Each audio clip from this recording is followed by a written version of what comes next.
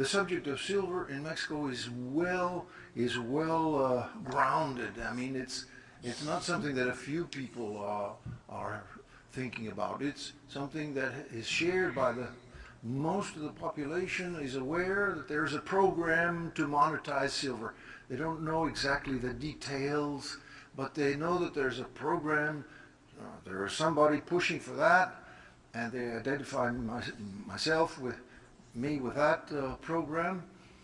And over the years, the idea of silver as money has become more accepted, because at first, although Mexico has a strong memory of silver coinage, the first condition for monetizing a 1 ounce coin, or perhaps a half-ounce coin, or a quarter-ounce coin. I started with 1 ounce coin because in Mexico we have already we have 23 million or perhaps more of those coins, specific coins, in the hands of the people. And I thought it would be wise to start with something that already exists and already in the possession of the people. That's why we chose a 1 ounce coin. First condition, the coin shall not bear an engraved monetary value. Because when the coin has an engraved value, it's condemned to go out of circulation, because as the amount of money in the world is growing, inflation is causing a rise in everything, especially the precious metals. Here's the coin. This is the size of it. And if it has an engraved value, it has to go out of circulation, because, again, the same thing happens. The silver is worth more than the engraved official value. Instead of having this coin, say at present, 400 pesos in Mexico, the central bank will give it a quote. And it will do so because it will be ordered to do so by the Congress. The Congress has a faculty of issuing certain orders to the central bank. We're not aiming to have the Congress control the central bank in the sense of how many, but we are proposing a legislation that will force the central bank to supply the market with as many coins as are necessary to fill demand. So, these are the three conditions. That this coin shall not have an engraved monetary value. The Treasury will attribute it a quote, and I'll go to when and how in a moment. And the quote will serve the same function as an engraved value. That will give it a monetary value at which it can pass from hand to hand or be used for bank deposits or purchases of any nature.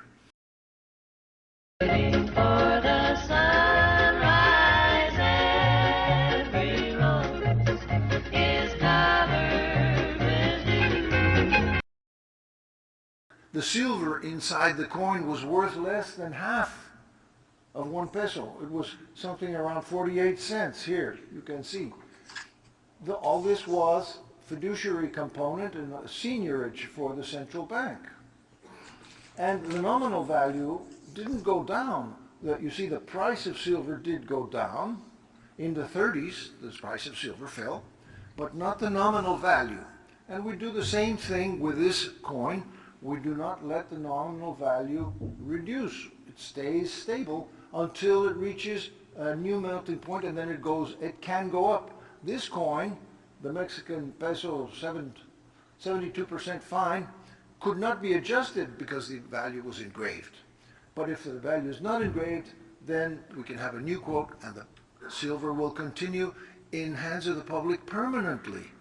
We will never see it disappear. It will go on and on and on and on, as long as the central bank is there to do it. Now, the day there's no central bank, we have a silver coin. And we're gotten used to having a silver coin. And I have one thing. These coins will outlast the central bank system of the world. Of that I'm sure. 1,000 years from today, People will be digging these up out of the ground here and there. Waiting for the sunrise, every rose is covered with dew. If this goes on, what we're going to see is a slow degeneration of the work conditions in the world. Increasingly, countries are going to gather into themselves. World commerce is going to decline because everybody will be wanting to export and nobody's going to want to be importing.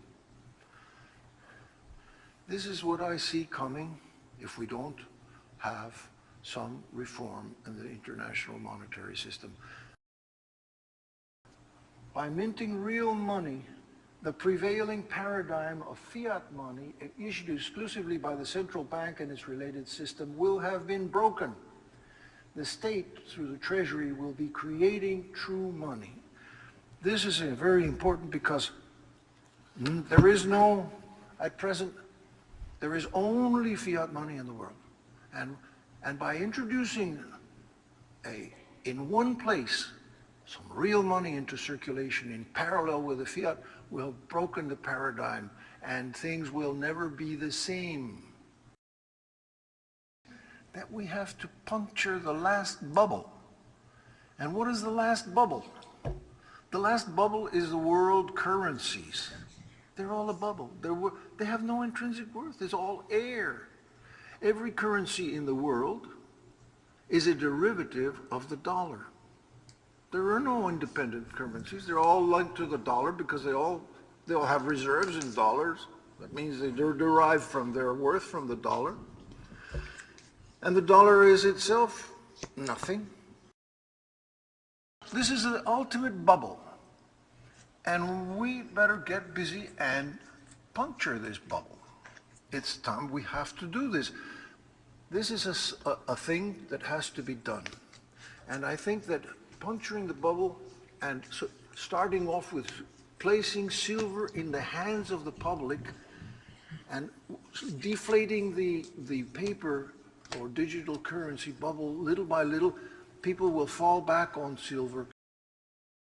They're concerned because things must be pretty bad around here if you have a Mexican come to speak to you. I mean, things must be bad.